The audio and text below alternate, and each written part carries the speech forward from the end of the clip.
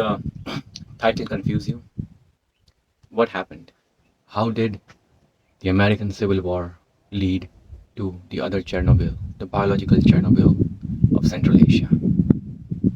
So that's what I'm going to talk about today.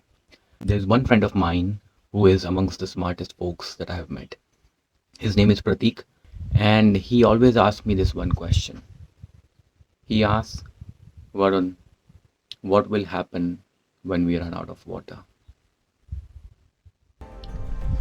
The Russian Empire was the biggest importer of American cotton, and America's cotton industry was run by slaves. Then the Civil War happened, and it disrupted the cotton supply. So Russia, to satiate its hunger for cotton, started annexing Central Asia, Kazakhstan, Uzbekistan, Tajikistan, and this is the Russian Empire, the Tsarist Russia.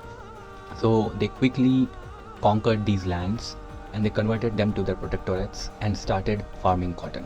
Cotton used to be farmed, but they made it more efficient. What happened after some 200-300 years? The Soviets, or the Bolsheviks as they are called, they overthrew the Tsarist Empire, the Russian Empire, and instead created a socialist republic. Uzbekistan and other stans, and also Georgia, Armenia, Azerbaijan, these countries, they were independent for a brief period of 3 years, from like 1919 to 1922-23, but eventually the Soviet forces reconquered these areas and turned them into SSRs, Soviet republics. Now, Uzbekistan was the major supplier of cotton, but in the 1960s, the Soviets went mad. Their hunger for cotton reached higher levels and they started draining the Aral Sea for irrigation, and they drained it and they drained it and they drained it until it became a desert. So what you see right now used to be the Aral Sea, and now it has dried out. The fishing boats are still here. The fishermen still live in the town, but this once bustling trading post of Muynak is now dead.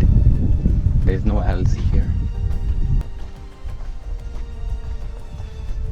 And the irony is that cotton still remains the main crop of not just Uzbekistan, but also this part of the world, or this part of Uzbekistan, and that is Karakal, Pakistan.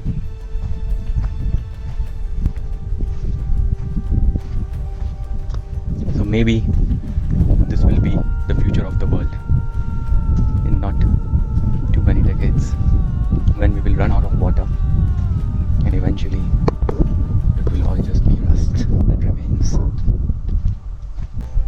This story reminds me of Kutch, my homeland, because over there also another sea dried out, leaving behind the great salt flats. If you are interested in knowing the story of the salt flats as well as the legend behind it, do leave a comment, and if there is enough interest, I will create a video for that with these tunes.